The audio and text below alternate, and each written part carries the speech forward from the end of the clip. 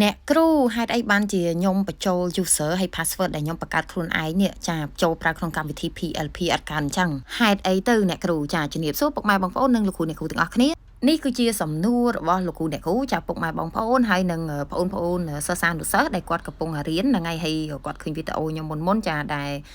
បាននិយាយអំពីកម្មវិធី PLP ចាអញ្ចឹងពួកគាត់ចាប់អារម្មណ៍ចាបន្ទាប់មកគាត់ក៏ឆាតមកសួរខ្ញុំបន្ទាប់ពីគាត់តឡើងហើយចេះតឡើងហើយអញ្ចឹងចាហ្នឹងហើយសំណួរដូចគ្នាជាច្រើនចាទាំងនៅក្នុងក្រុម Telegram ក្តីក្នុង Facebook page ក្តីក្នុង TikTok ក្តីហ្នឹងហើយឆាតផ្ទាល់ក្តីហ្នឹងហើយចាឥឡូវនេះខ្ញុំសូមមកធ្វើវីដេអូមួយនេះឆ្លើយជារួមតែម្ដងចាអញ្ចឹងក៏សូមជំរាបជូនពុកម៉ែបងប្អូននិងលោកគ្រូអ្នកគ្រូថាចំពោះ user ចាឈ្មោះអ្នកប្រើប្រាស់ហើយនិង password លេខកូដសម្ងាត់គឺយើងមិនអាចបង្កើតបានដោយខ្លួនឯងដូច Facebook កម្មវិធី Facebook ឬក៏កម្មវិធីផ្សេងទេចាចំពោះក្នុងថ្នាបឋម PLP នេះអញ្ចឹងសួរថាអ្នកគ្រូយើងបានមកពីណាចាដែលយើងអាចដាក់ចូលប្រើប្រាស់គណនីប្រើប្រាស់បានដូចគេចាគឺយើងបានមកទាល់តែខាងផ្នែកនាយកដ្ឋានបឋមចាគាត់មានសម្រាប់យើងចាគាត់បង្កើតសម្រាប់យើងអញ្ចឹងបើសិនជាថ្នាល PLP ចាមានន័យថាទៅដល់សាលារបស់លោកគ្រូអ្នកគ្រូឬក៏ពុកម៉ែបងប្អូនអញ្ចឹងណាហ្នឹងហើយអញ្ចឹងយើងប្រកាសជាមានចា user ហើយនិង password ដែល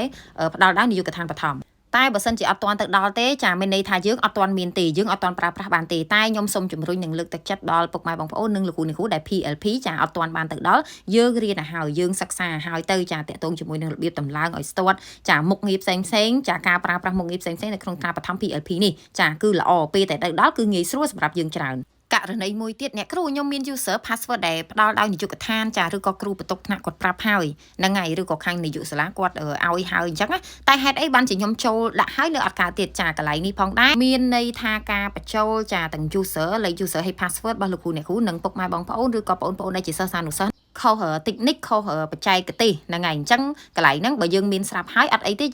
យើងអាចសួរចាអ្នកណាដែលគាត់មានជំនាញខាងហ្នឹងចាដែលគាត់បានបញ្ចូលហើយឬក៏ចាលោកគ្រូអ្នកគ្រូអាចចូលនៅក្នុងក្រុម Telegram ដែលមានឈ្មោះថាចំណេះដឹងបឋមសិក្សាចានៅក្នុងហ្នឹងគឺមានប្រាប់ពីរបៀបចូលគណនីនិងមុខងារផ្សេងទៀតនៅក្នុងកម្មវិធីថ្នាលបឋម PLP នេះ